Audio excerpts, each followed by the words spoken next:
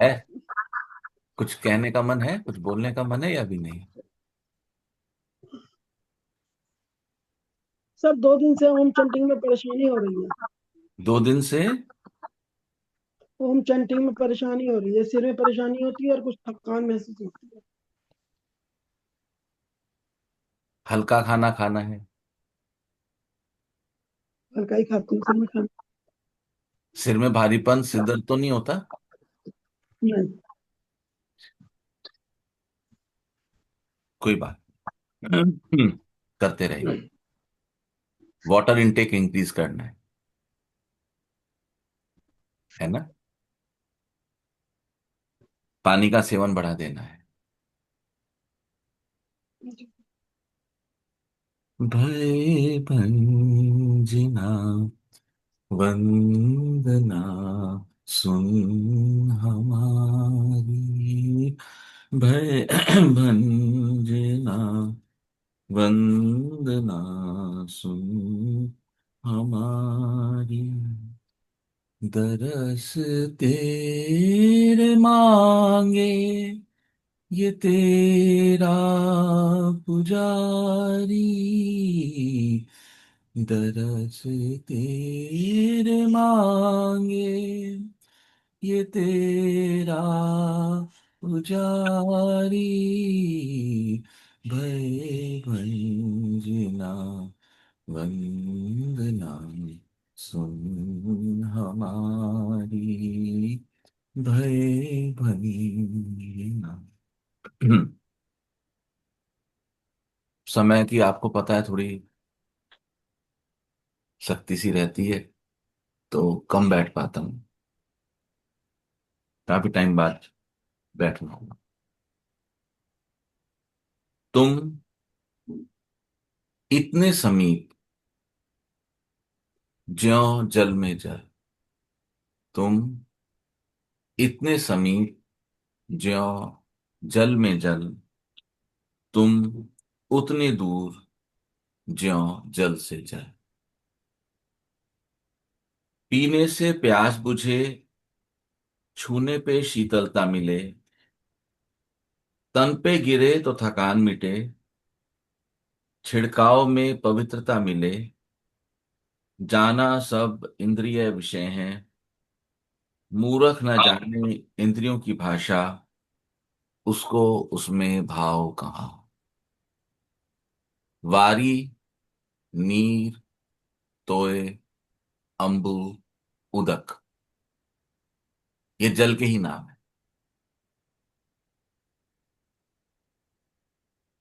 पीऊं तो पीऊं कैसे, जल ही जल है। पीने वाला बन गया वारी। छूना चाहूं तो छू नहीं सकता, छूने वाला बन गया तोय। तन पे डालूं तो डालूं कैसे, अंबु बन गया तन भी अब तो। छिड़कूं तो छिड़कूं कहाँ, उदक उदक पाऊं हर जगह। मी बारिश को कहते हैं। सब में तुम व्यापे हो प्रियवर, नीर बनकर बरसते घन से। मैं प्यासा ना मीह नहाया, अपने चोले में दुबका सा। अहम की चादर ओढ़े ओढ़े, अहम का पर्दा खींचे खींचे। अहम की दीवार उठाई, छत शहतीर सब अहम के। अहम के बाही पार, अहम के पाए बाही शेरवा। अहम के बांध से बुनी चटाई, अहम की चादर खूब बिछाई। अहम ही ओढ़ूं अहम ही ढकलूं, अहम की रजाई अहम का कंबल। अहम से फिर आग जलाई, अहम की चाय बड़ी अनोखी। मैं सही और वो गलत है, इसकी पत्ती पानी में डाली। अहम के तोड़े खद्दे देकर, सामने वाले के सम्मान का दूध डालकर। अब उसको खूब पकाया, मेरे अहम की चीनी अद्भुत। कितनी मीठी कितनी मीठी, चाय में ये चीनी डाली। नीचे उतार पतीली फिर तो, अहंकार की छलनी से छानी, बुद्धि की प्याली में भरकर चुस्की चुस्की मजा लिया अब। सारा समय यूं निकाला, सारा जीवन यूं बिताया, सारा समय यूं निकाला, सारा जीवन यूं बिताया। गुरु खड़काए द्वार पे हर पल,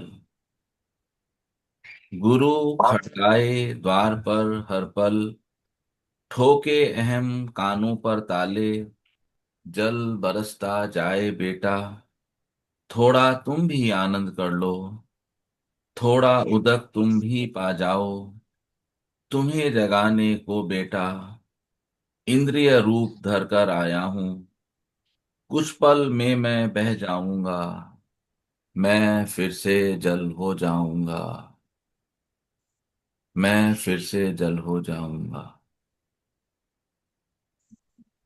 मैं फिर से जल हो जाऊंगा।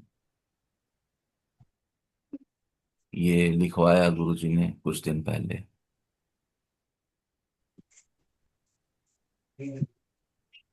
उनकी पुकार अनोखी है, अद्भुत है।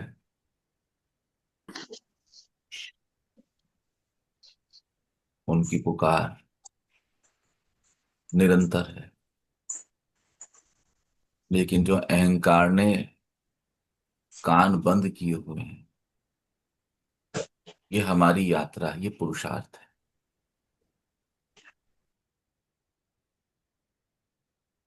ऋचा ने बड़ी अच्छी बात कही थी कुछ समय पहले, और बड़ी बेबाक बात कही थी। ऋचा ने कहा कि मैं कैसे मानूं परम गुरुदेव को, मुझे जिनका कोई भान ही नहीं है। मेरे क्लाइंट हैं,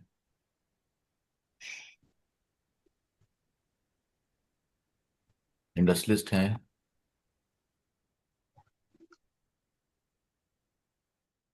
तो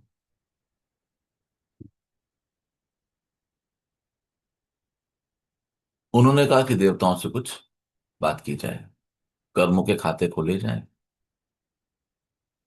अक्सर वो सेशन लेते हैं, तो 2 ढाई 3 महीने पहले या 4 महीने पहले उनके सेशन में कुछ आया, और जो हमने पाया कि इस जन्म में भी उनको शारीरिक कष्ट है। तो जैसा आप सबको अनुभव है, जिसने अनुभव किया है कि अक्सर माफी दी जाती है कि आप माफी के लिए प्रार्थना करें, उनको भी माफी दी गई और कहा फिर मिलेंगे।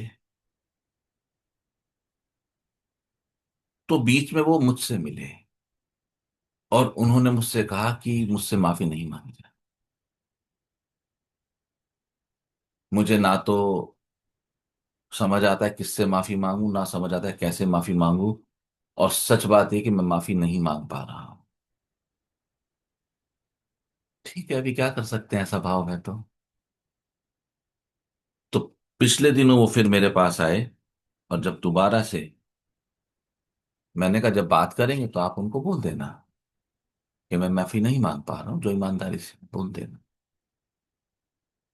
तो पिछले दिनों जब वो मेरे पास आए और उन्होंने ऐसा देवताओं को निवेदन किया कि मैं माफी नहीं मांग पा रहा हूं, तो एक अद्भुत उत्तर आगे से आया।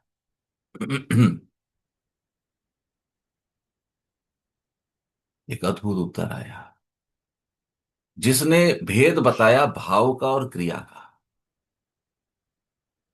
उधर से उत्तर आया कि आपकी माफी स्वीकार हो चुकी है। तो उन्होंने अपनी बात रखी। उन्होंने कहा गाइड्स, मैं तो माफी मांग ही नहीं पाया, मुझे समझ नहीं आता, मेरा मार्गदर्शन करें। तो उन्होंने कहा कि जिस क्षण तुमने इनसे कहा था कि माफी नहीं मांग पाता हूं, मुझे समझ नहीं आता है, उस समय की जो आपकी सच्चाई थी, उस सच्चाई से प्रसन्न होके आपके वो पाप माफ कर दिए गए। हमारे भीतर की जो सच्चाई है,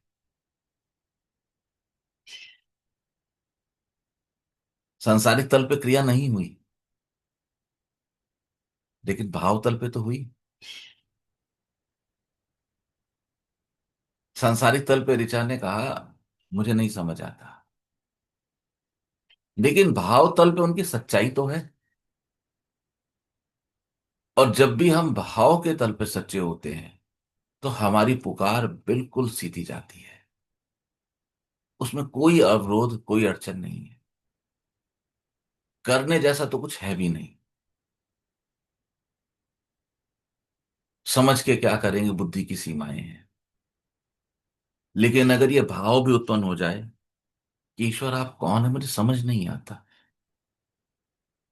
एक छोटा बच्चा कहे ना अपनी माँ को, माँ तुम कौन हो मुझे समझ नहीं आता। वो इस बात को तो समझता है ना कि मेरे को भोजन भी देती है, मेरा ध्यान भी रखती है, मेरा नहाना धोना कपड़े, उसको पता तो सब है। भूख लगे और माँ पास आए तो वो चुप हो जाएगा, उसको पता तो सब है। और फिर यदि वो कहे कि मुझे समझ नहीं आता माँ आप कौन है, आप ऐसे करते हैं, तो माँ उसको गले से लगा लेती।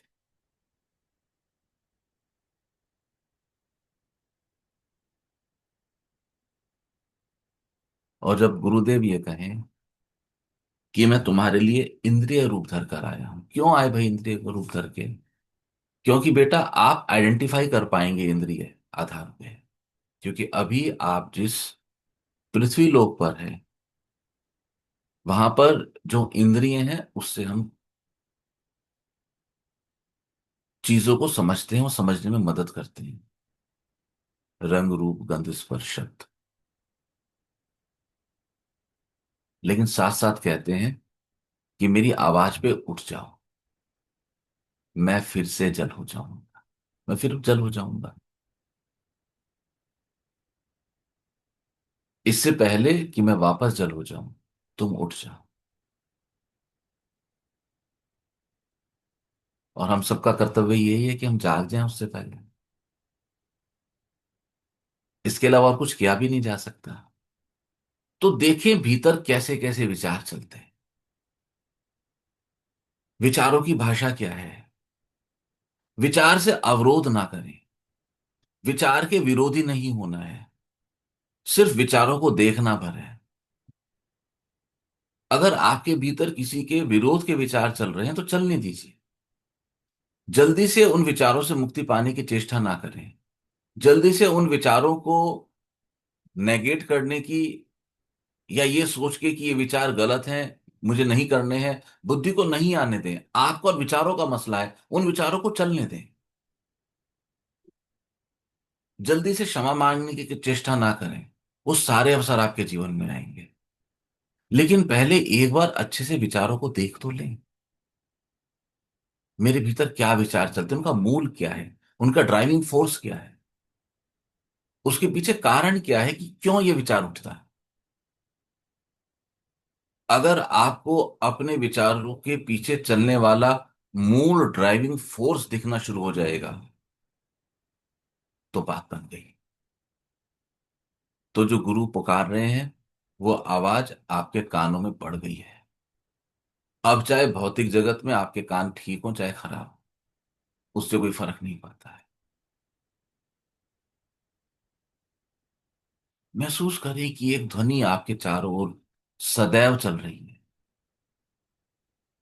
पुकार चल रही है। राम तो जाते थे, गमन करते थे, और जाके मिलते थे, और जाके मिलके लोगों का कष्ट हरण करते थे। लेकिन कृष्ण की युक्ति कुछ निराली थी, कुछ अलग थी इन सबसे। वो बुलाते थे, वो बंसुरी की तान पे बुलाते थे। वो कहते थे चले आओ। और हमने ऐसा जाना है संतों से कि जब वो बांसुरी बजाते थे, जब वो प्रेमी आत्माओं को बुलाते थे, तो ना सिर्फ मानव बल्कि पशु पक्षी भी खींचे चले आते थे। वो उनकी आवाज सुन के आते थे। वो तान आज भी गूंज रही। वो अलग अलग गालों से, अलग अलग कंठों से होकर निकल रही है। वो तान आपके लिए बज रही है। आपको बस उसको अनसुना नहीं करना है, आपको उस स्थान पे चलते चले आना है। संसार की अवस्था तो बनी रहेगी, उसमें कोई परिवर्तन नहीं आएगा, लेकिन तुम में परिवर्तन आ जाएगा, तुम बदल जाओ। गुरु की भाषा को, गुरु की वाणी को, गुरु की पुकार को सुनो, समझो, देखो, अनदेखा मत करो। वो हजार गलों से बोल जाए, वो कहां से कब कैसे बोल जाएगा, आप यदि जागृत होंगे तो आपको समझ आएगा। और यदि आपको जागृति में कमी रहेगी तो समझने में कष्टकारी हो सकता है। और आपकी जागृति, हम सबकी जागृति का एक सहज उपाय है कि हम रेगुलर कुछ समय ध्यान साधना में बिताएं।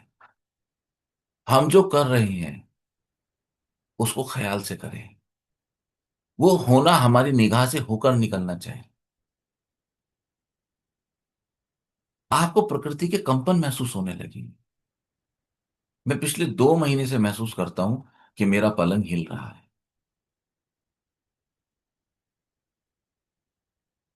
तो शुरू में तो जब मेरा पलंग मुझे हिलता महसूस होता था, ये लगभग रेगुलर है, तो मैं बाहर निकल के रुके हुए पंखी की तरफ देखता था कि क्या वास्तव में कोई भूकंप है क्या। नहीं। लेकिन मैं महसूस करता हूं, जब भी मैं आराम से लेटता हूं, मुझे ऐसा महसूस होता मेरा पलंग हिल रहा है। ये आहट है प्रकृति की हलचल की, जो प्रकृति की होने वाली हलचल है, ये उनकी आहट है। प्रकृति में आपको स्थूल रूप में दिखने वाली हलचलें सूक्ष्म रूप में पहले ही शेप ले चुकी होती हैं। वहां तो प्रकटीकरण है उसका। आप एक सिनेमा देखने गए,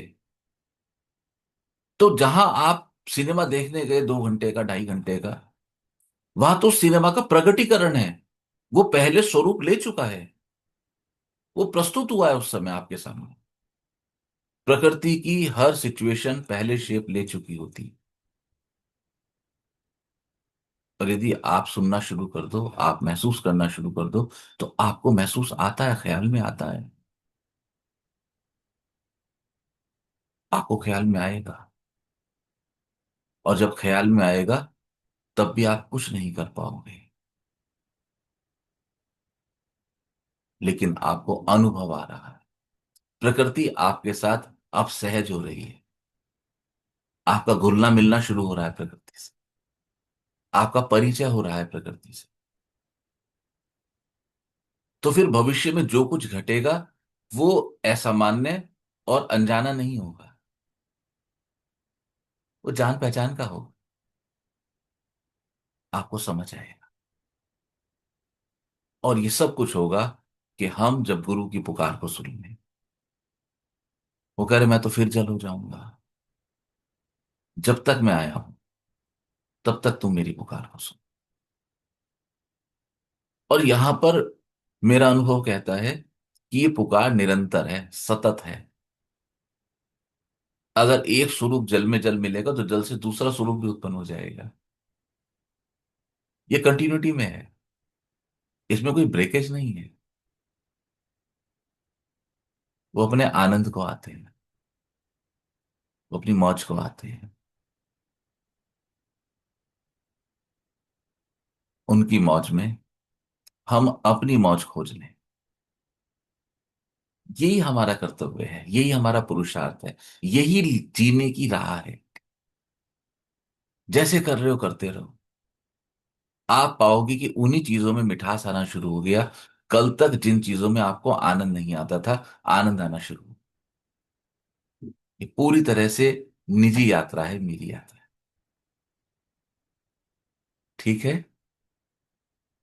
कोई साधक कुछ कहना चाहते हैं तो अपनी बात कह सकते हैं।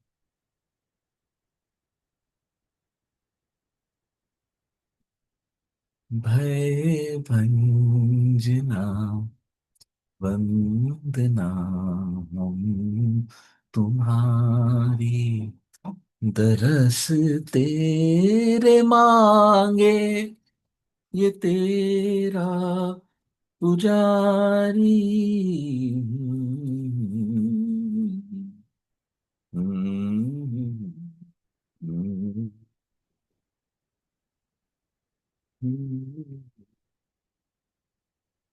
वंदना।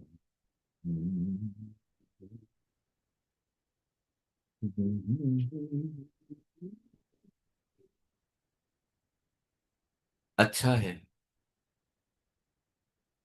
सब कुछ अच्छा है। अच्छा है। सब कुछ अच्छा है। बस तुम नहीं हो।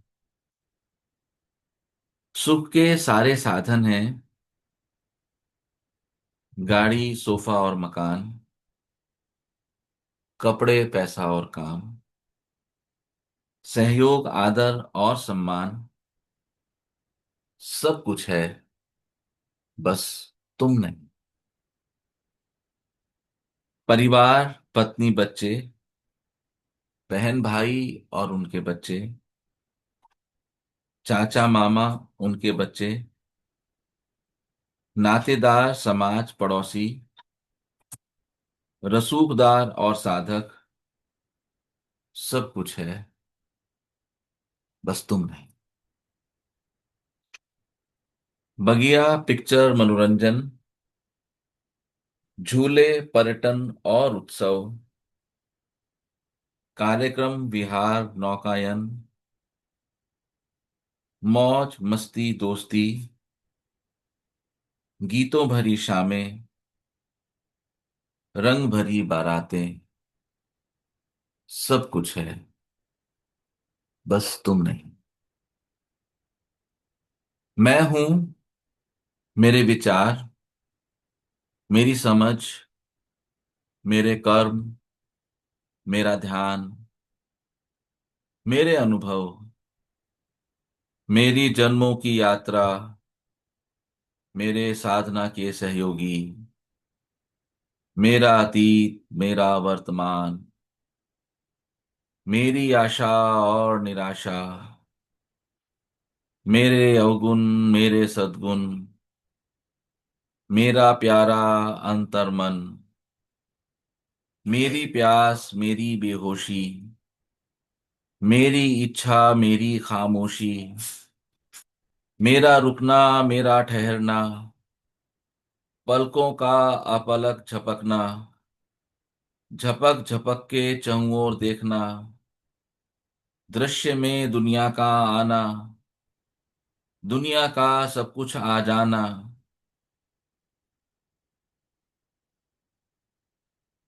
आंखों में सब कुछ है। बस तुम नहीं हो। तुम नहीं। तुम कहीं नहीं हो क्या। कहीं नहीं दिखते। कहते ज्ञानी जन। कन कन में विराजते तुम। फिर मुझको ये क्यों बंधन। चैन ना पाऊं। घर परिवार नातेदारों में। बगिया मैदान पहाड़ में। शादी विवाह उत्सव में। कोई अकेलापन घेरे रखे। भीतर से मैं हरदम उदास क्यों। भीतर से अकेला अकेला क्यों। ये अनंत अकेलापन जिसका कोई और छोर ना पाऊं। कुछ खो आया। भूल आया। क्या खोया क्या भूला समझ ना पाऊं। न जान पाऊं न कह पाऊं। न समझ सकूं न कह सकूं। अजीब सा है ये सब। कुछ भी जान न पाऊं। जाना है तो बस इतना के। बस तुम नहीं हो।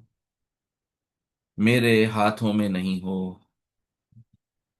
मेरी आंखों में नहीं हो। बस तुम नहीं हो। बस तुम नहीं हो। बस तुम नहीं हो।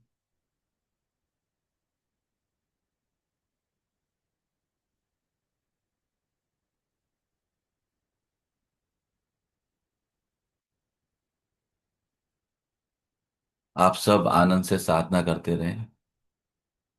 परम गुरुदेव की कृपा हम सब पर भरपूर बरस रही है। साधना करें और साधना के अनुभव लगातार ग्रुप पर शेयर करते रहे। परम गुरुदेव आप सबके मार्गदर्शक हैं। आप सबका कल्याण हो। नारायण। नारायण हरि।